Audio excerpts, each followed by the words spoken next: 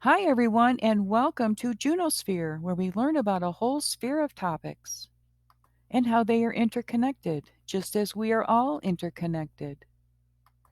The purpose of this video is to enlighten and entertain you. Today, Juno has swept together a pile of superstitions and some historical facts about brooms and the witches who are said to ride them. Brooms play an important role in superstitions. Everyone knows that witches are said to fly on them on their trips to see the devil or to commit dastardly deeds. This belief came about because witches practiced a form of sympathetic magic by straddling their brooms and jumping up and down to show the crops how high they should grow. In fact, witches have never flown on brooms, or besoms as they are sometimes called. While besom and broom are two names used interchangeably, there is a small difference in their definition. The brush of a besom is usually made of twigs and is therefore more rounded in shape, whereas the brush of a broom is primarily made of straw, which is flatter in shape. Because the broom shrub has long, straight branches with lots of similarly long, straight shoots that point in the same direction, it has been used for sweeping for thousands of years, hence the name broomstick.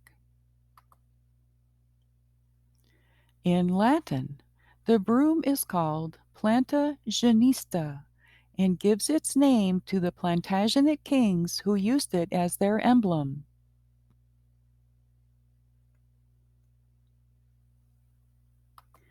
The English royal dynasty, unhistorically called Plantagenets, were named after the small wild shrub with yellow flowers. The founder of the dynasty, Geoffrey of Anjou, father of Henry II, was nicknamed Plantagenet because he wore a sprig of broom in his hat, but it was not until about 1448 that the name was assumed by Richard, Duke of York, father of Edward IV, as a surname. Plantagenista, the broom plant, was sacred to witches. This may explain why the ruling family of Anjou in the 12th century was named Plantagenet. Henry II, first Plantagenet King of England, inherited his throne by matrilineal succession through his mother Matilda or Maud, which were names commonly associated with witchcraft, and she was the Countess of Anjou. Jeanette also meant a horse or steed, the royal horse of paganism. This meaning is preserved in the word genet, a small horse or the female donkey, and in the names frequently taken by witches, Janet, Jeanette, Jean, or Joan. In some confessions recorded at the witch trials, we hear of sticks being used for ritual purposes, but there is little evidence that the witches ever did much more than straddle them or leap about with them between their legs. Dame Alice Keitler, the first recorded person condemned for witchcraft in Ireland, had a greased staff on which she ambled and galloped through thick and thin, but no one seems to have suggested that she ever flew upon it.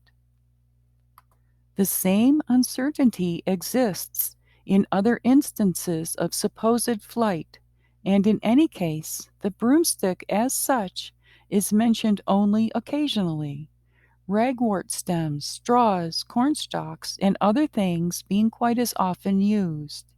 Here are some modern-day interpretations of the flying broom.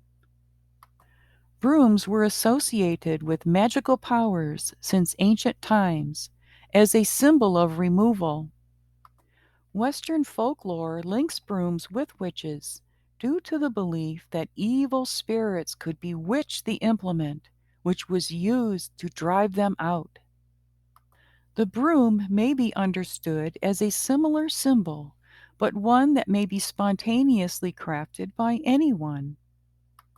All you have to do is attach straw to a branch or stick. This primitive broom is an incredibly simple device. Child's play.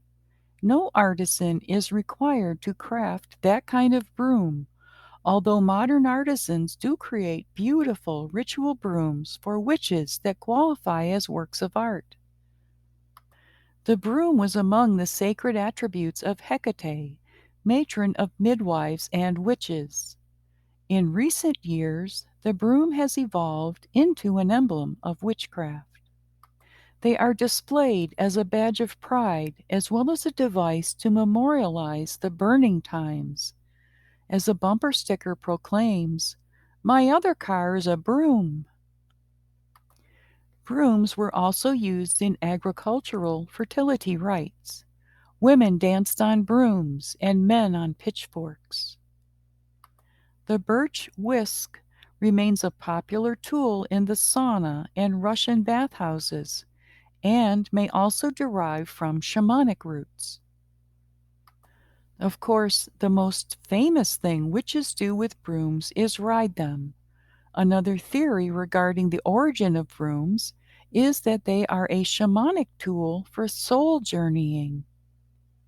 The witch's broom may have originated as a shamanic spirit horse.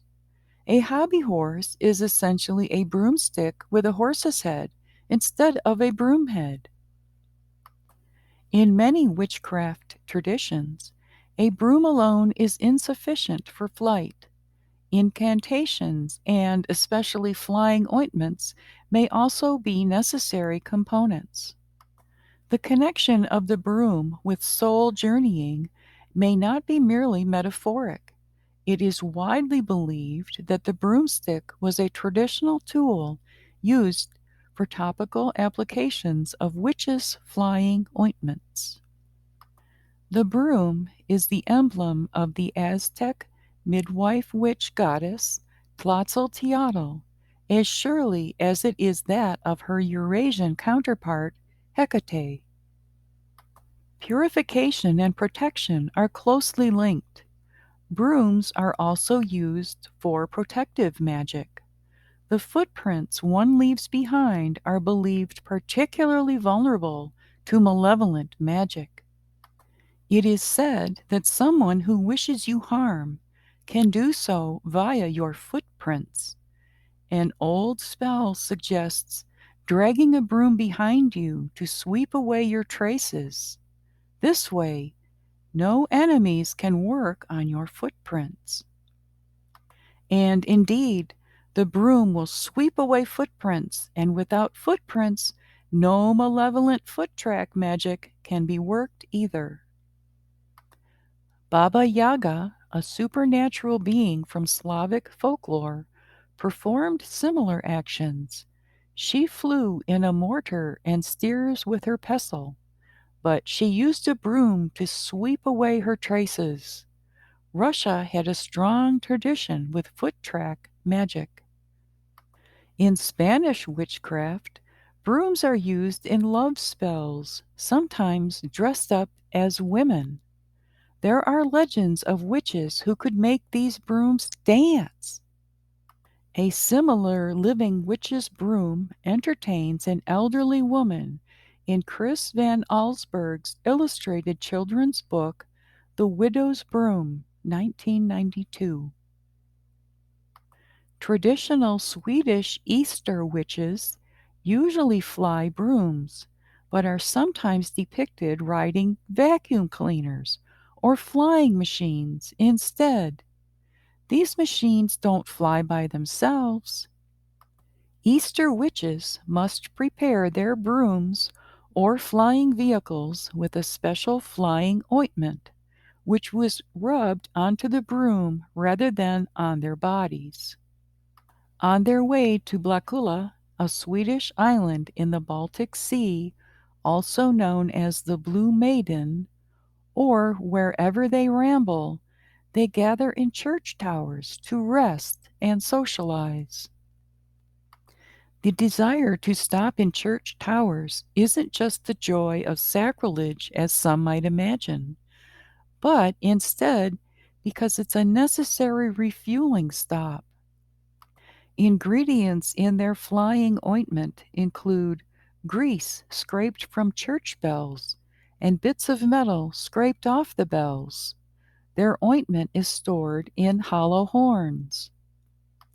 In Eastern European folklore, a broom may be used in exorcism ceremonies to sweep evil spirits out the door. Placing a broom under your pillow offers protection against evil spirits and ghosts at night. In oldest times, the broom was already invested with magical powers and symbolic import. The fairy tale of the sorcerer's apprentice, who transforms a broom into a water carrier, itself dates back to the classical world and derives from certain ancient Egyptian motifs. Europeans focused particularly on the life force that was believed to emanate from the twigs of the besom. These were thought to ward off bad weather, which is why witches' brooms were placed on rooftops. Children rode a hobby horse as a broomstick with a horse's head, copied from Sufi mystics who entered Spain in the early Middle Ages. Besides their organization in groups of 13, like covens, and their worship of Rabba or Lord, later transformed into the witches' god Robin, Sufi sages rode horse-headed canes called Zamotzane or Gala limping horse. Because of their ancient association with pagan midwives and their Christian counterparts, the witches, broomsticks took on an accretion of similar superstitions. Witches' familiar spirits were said to be unable to cross running water. Hence, it became bad luck to move a broom across running water. It was also bad luck to burn a broom, since it was certainly bad luck for the witch. To keep a ghost or witch away, lay a broom against the doorsill. The little brooms one sees at carnivals or on Halloween are similar to those used formerly to immunize the holder against witchcraft and to sweep away evil influences. The reason that a miniature broom is not used to brush the crumbs off a table goes back to an old Hebrew superstition that it would bring poverty. Jockeys are a superstitious lot, and they will not touch a broom, as they believe it will bring them bad luck. When sweepers appear near them with brooms, they exit as fast as their legs will carry them. The fact that witches were reputedly broom riders symbolically suggests them as competitors to the horse riders of the present. I hope you enjoyed this sweeping explanation of the history and mystery of a common household item. And here's wishing you a very happy Halloween. For more information on a variety of topics, please check out the growing library on Junosphere. Please like, subscribe, comment, and share, and jingle that bell for notifications. I'm so appreciative of your support. Thanks for tuning in, and I invite you to tune in to Junosphere again soon. Bye.